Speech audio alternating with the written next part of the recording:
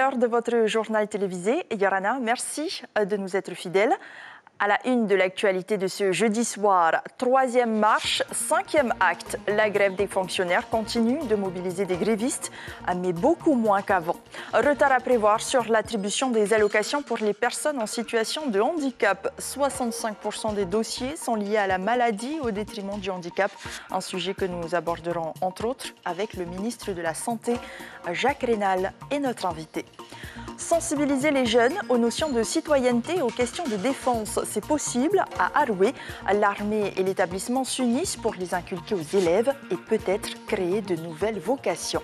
Et enfin, c'est grâce à son père qu'elle se lance dans le sport roi. Iloha Eishen est aujourd'hui une des meilleures rameuses du pays. Son portrait à découvrir dans ce journal. Alors que l'Assemblée nationale devrait clore ses débats autour de la réforme des retraites demain soir, avant un passage au Sénat, les syndicats des fonctionnaires d'État battent encore le pavé. Ils sont des centaines à avoir protesté dans les rues, un chiffre très inférieur à celui des premières mobilisations. On voit cela avec Stéphane Ratino et Patita Savea.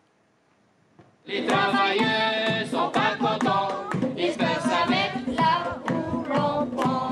Une manifestation, ce sont avant tout des chants, des airs potaches, un rien bravache. Ils disent ironiquement une opposition. Et depuis le mois de janvier, les refrains se répètent. La rengaine d'un blues salarié, regardant l'horizon, reculer. Les syndicats comptent 64 ans, 43 ans de cotisation. Pour les manifestants, autant dire une mer d'eau salée à boire, d'où l'amertume du verbe. On est en train de se battre pour non aux 64 ans, non aux 43 ans d'annuité et surtout une compensation à l'ITR. On veut un taux de remplacement à 75%, on veut avoir une retraite digne et juste. 500 manifestants aujourd'hui. La mobilisation réunit moins de monde sur le pavé des rues qu'au mois de janvier. La répétition des convocations n'est pas amie des additions. Peut-être une lassitude pour des âmes moins militantes. Ou la volonté de conserver des jours de salaire pour le retour du texte devant les députés après son passage au Sénat. Une épargne de précaution pour donner de la voix dans les rues. Ceux qui sont là, ce sont les purs et durs qui viendront après chaque appel. Le taux de grévistes est élevé dans l'éducation, mais malheureusement, les manifestants ne sont pas là physiquement, mais ils nous soutiennent moralement. Plus que jamais motivés d'aller jusqu'au bout. Certains disent que ce n'est pas la peine, Macron ne reviendra pas. On se souvient de 1995, Alain Juppé avait dit la même chose. En 2006, ils avaient dit la même chose et on a obtenu gain de cause. Un bras de fer donc pour des regards antagonistes. Personne, ni gouvernement, ni manifestant, n'est prêt à battre la retraite. Un nouvel appel à mobilisation est lancé pour le 7 mars. Nouvelle saisie d'ICE à l'aéroport. Les enquêteurs de l'OFAST et de la section de recherche de Papeete ont saisi mercredi matin 3,2 kg de méthamphétamine, rapportent nos confrères de Tahiti Info. La drogue était cachée dans le double fond des valises. 7 personnes ont été interpellées et placées en garde à vue. La plupart des mises en cause sont déjà connues de la justice. On parle solidarité avec un focus sur la COTOREP. La Commission technique d'orientation et de reclassement professionnel instruit les dossiers des personnes en situation de handicap. 200 demandes par semaine et avec l'aide d'une équipe technique, elle valide ou pas les attributions d'allocations versées par la CPS. Mais des retards sont à prévoir sur les dossiers à venir. Le point avec Caroline Fari, Rowan Potorou et Hubert Liao.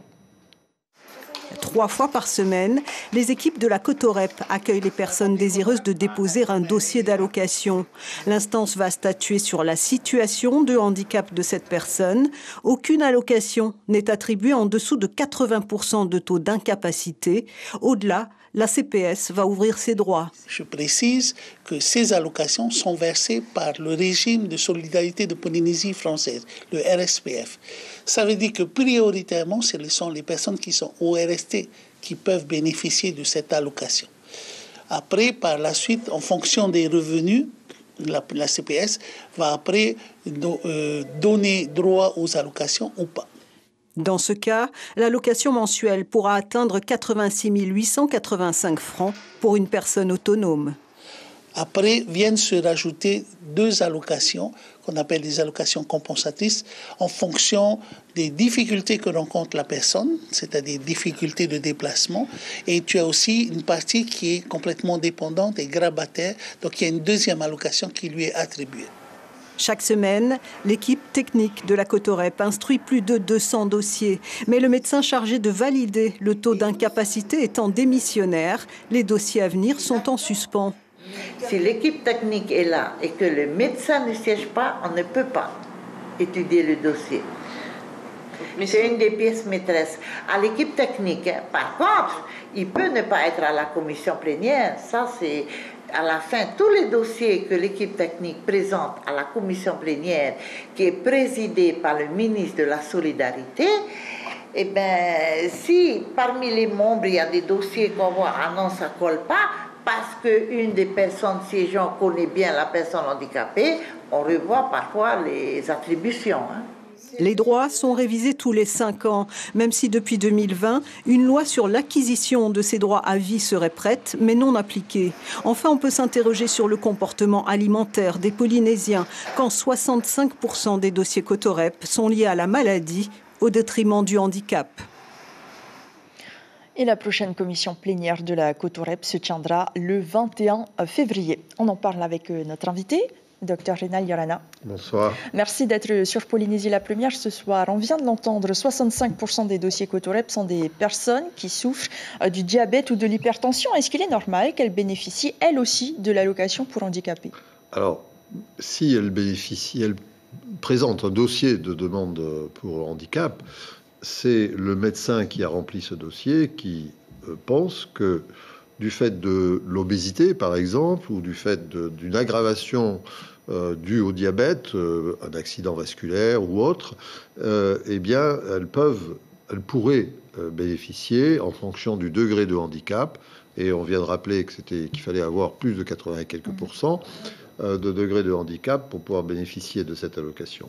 Donc, qu'elles présentent un dossier, ça peut paraître logique et normal puisqu'elles ont un certain degré de handicap. Après, comme cela a été dit, il y a une commission qui siège. Cette commission, elle va examiner le dossier, voir si au niveau social, si au niveau de la santé, si au niveau du travail éventuel que cette personne peut effectuer, il y a nécessité ou non de l'aider pour pallier au handicap présenté par son état de santé. Donc, en fonction, elles sont considérées aussi comme des personnes handicapées. Donc. Oui, il peut y avoir un handicap dû à l'obésité, par exemple, ne serait-ce que des difficultés à se mouvoir.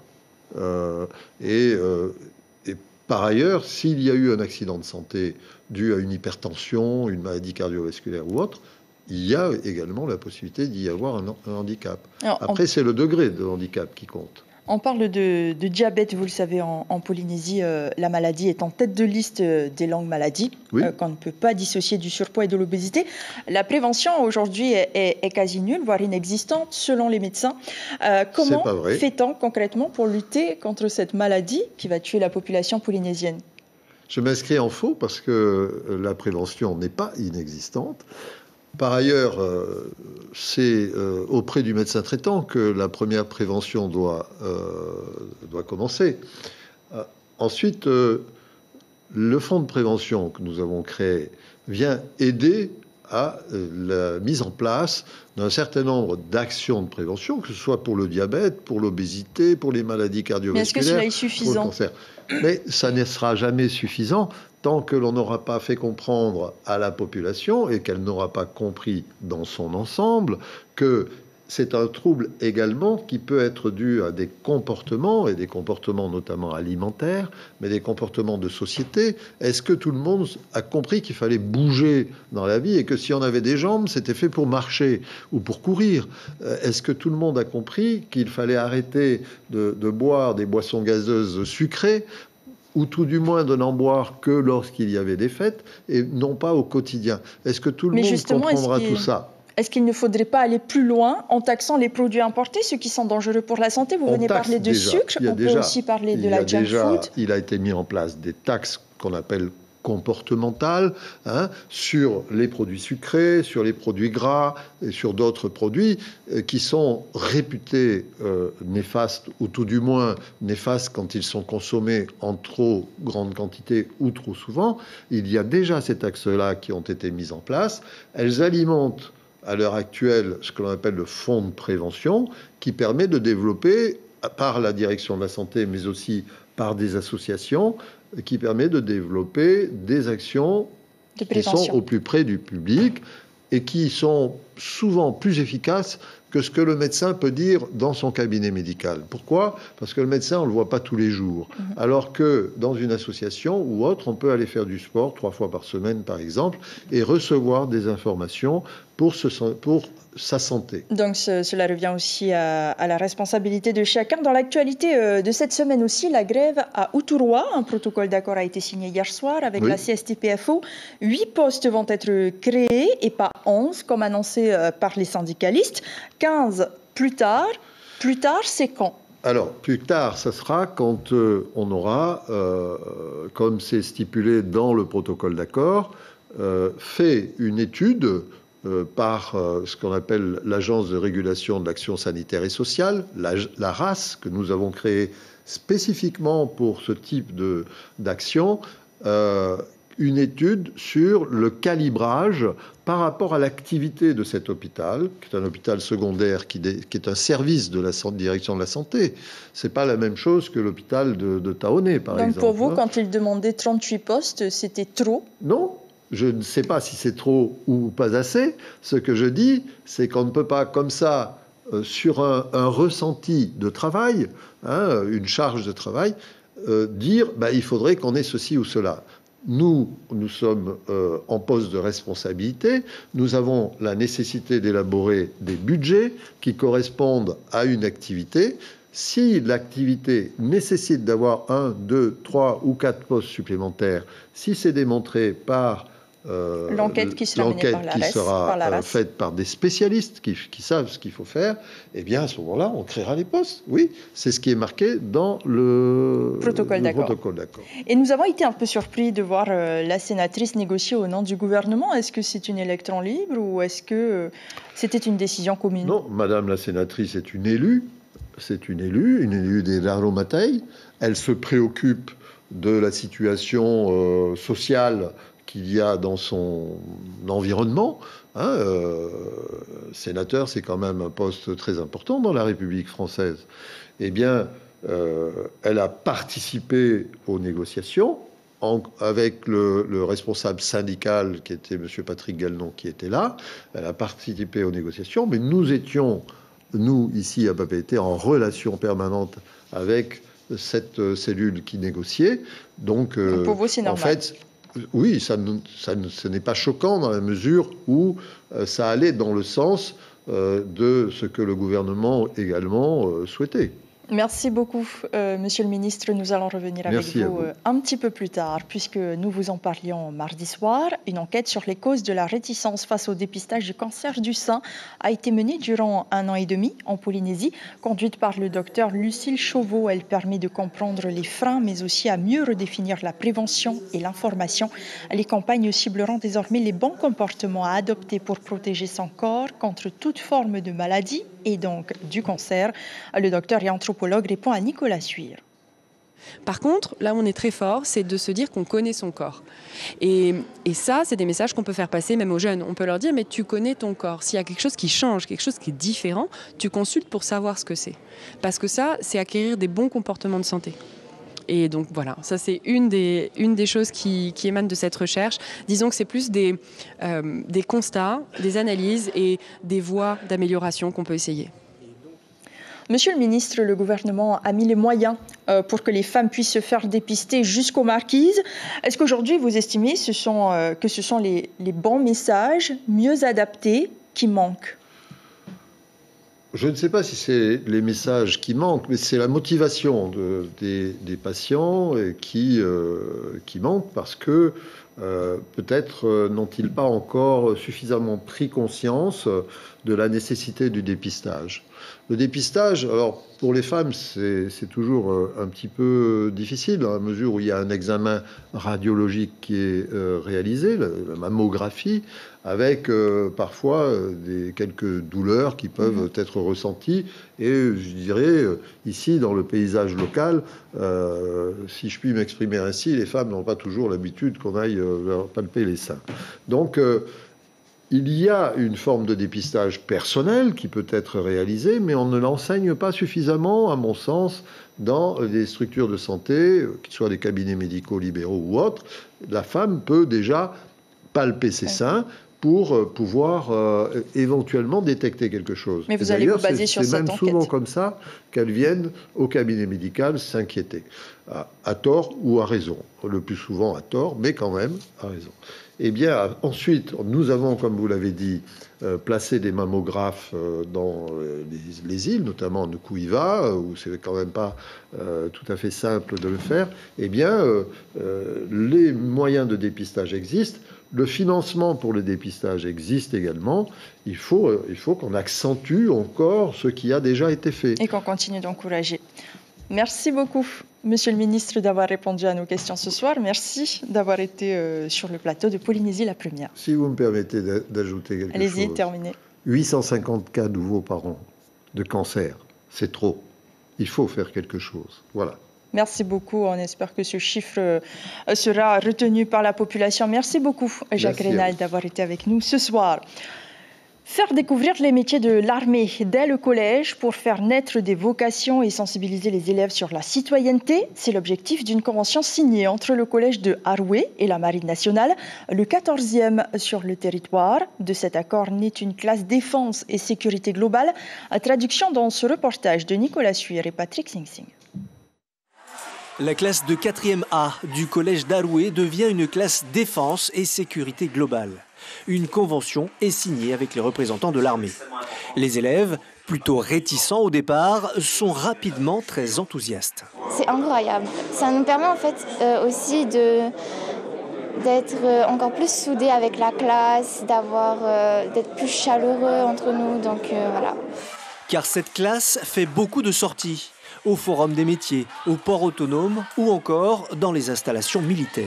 Le but, en fait, c'est de vraiment créer un lien avec les autorités pour donner du sens en fait, au contenu aux élèves à travers les différents parcours, la citoyenneté, le parcours à venir aussi, parce qu'on va découvrir beaucoup de métiers en lien avec la marine, des métiers de la défense et d'autres aussi. La démarche de l'armée, elle, est surtout de se faire connaître. Les relations qu'on a avec ces classes-là, elles visent plutôt à faire comprendre et faire connaître le monde de la défense. Et donc c'est aussi former les citoyens. Donc effectivement, par rebond, former les citoyens, ça permet de partager les valeurs citoyennes, mais plutôt sur le volet défense. Avec l'amiral, le commandant second de l'équipage du Bougainville est prêt à répondre à toute question à propos de la visite à venir de son bâtiment. C'est un peu la question qu'on a aussi quand on arrive dans les îles, c'est qu'est-ce que vous faites, qu'est-ce que c'est la police des pêches, qu'est-ce que vous allez faire auprès des populations quand vous arrivez sur une île. Donc on leur explique ça et puis souvent ils ont des questions, ils se demandent si les armées, si la marine, c'est quelque chose qui leur plairait. Débarquer dans les îles, voguer jusqu'au Samoa, Tonga et bien d'autres destinations, autant de cartes postales qui se matérialisent dans la tête des collégiens. Ça vous fait rêver ou pas? Oui, mais bon, il y a le mal de mer aussi, donc bon.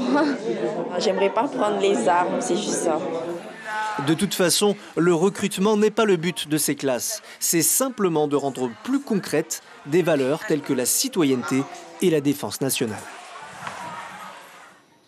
Un concours de danse pour lutter contre le décrochage scolaire. Le Heiva Tauria tient toutes ses promesses, tant pédagogiques que sociales. Le 6e permettra à 650 élèves issus de 10 collèges publics et privés de fouler la mythique scène de Tohata comme les grands. L'événement aura lieu du 9 au 11 mars prochain. Et lui a fait danser les jeunes Polynésiens sur ses musiques et le public français. Cette semaine, DJ Armilo s'est offert la première place du concours le plus prestigieux dans le monde de DJing en France, le DJ Contest Family Grand Sud. Devant 10 grands professionnels du monde de la nuit, l'artiste de 23 ans a joué durant 15 minutes, ses sons mixant électro-basse et sonorités traditionnelles. Jugé par ses pairs sur sa prestance et sa sélection musicale, DJ Armilo est le premier Polynésien à participer et à gagner ce concours. Enfin, c'est la Aitov Heine 2022 et aussi la championne du Heivav à Mat-Eina, Iloha Eishen est à ce jour la meilleure rameuse du Fénois. La championne, originaire de Huahine, vit actuellement en métropole. Rencontre signée Maruki Duri. C'est la nouvelle reine du Va'a polynésien. À 27 ans, Iloa Echen a été couronnée Teaito en 2022 et a aussi remporté les courses du Heiva en V1, V3 et V6. La jeune femme originaire de Huahine monte en puissance ces dernières années. Je ne croyais pas, j'en ai pleuré, c'était un rêve, pour moi c'était inatteignable. Il y avait tellement des championnes que j'avais mis, pour moi elles étaient au-dessus de tout et je me pensais pas capable d'aller les chercher en fait. Mais Iloa a un mental de gagnante, comme son père, Jean-Luc Echen, bien connu dans le monde du VA. Iloa a grandi avec Mateire Ahoe, son club de cœur. Aujourd'hui installée en métropole, où elle est masseuse kinésithérapeute, elle s'engage sur plusieurs compétitions et gagne en expérience. Mon père m'a transmis la passion, ma passion de ce sport, ça c'est une évidence. Il a évolué dans des clubs et des équipes avec une ambiance folle. Il y avait toute l'île qui était derrière quand il y avait les grosses échéances. La rameuse et son Va'a, une histoire d'amour qui a sérieusement commencé en 2009. Seule ombre au tableau, cette année, sa disqualification au championnat du monde pour avoir embarqué une montre, pas de quoi la fâcher avec son sport. J'aime tout du VA, j'aime la technicité sur l'eau, j'aime quand les conditions sont justement maintenant dures et te mettent au défi de faire mieux, d'aller chercher ce petit truc dans ton coup de rame qui va faire que... En 2023, Iloa compte bien conserver son titre de meilleure rameuse de Polynésie et pourquoi pas obtenir celui de championne du monde. Nous arrivons au terme de cette édition. L'information principale de ce jeudi concerne les fonctionnaires d'État en Polynésie qui étaient à l'arrêt ce jeudi encore, tout comme dans l'Hexagone, pour dire non au projet de loi qui porte l'âge de départ à la retraite à 64 ans. À Tahiti, l'affluence faiblit dans les cortèges alors que les débats sont toujours en cours à l'Assemblée nationale. Ils étaient une centaine réunis place Tarahui ce matin. Prochaine mobilisation prévue le 7 mars. Demain, nous ferons le point sur les préparatifs des épreuves de surf des Jeux Olympiques avec Barbara Martins-Nio. Elle sera l'invitée café. À la une de Tahiti Info, demain, la science qui décode les vertus des rats au Tahiti. Deux nouveaux épisodes de vos séries. Ce soir, The Good Doctor et les enquêtes du commissaire Van der Voig. Merci de votre fidélité. Demain, vous retrouverez Suliane Favenec. Je vous souhaite un bon week-end. Prenez soin de vous et à lundi.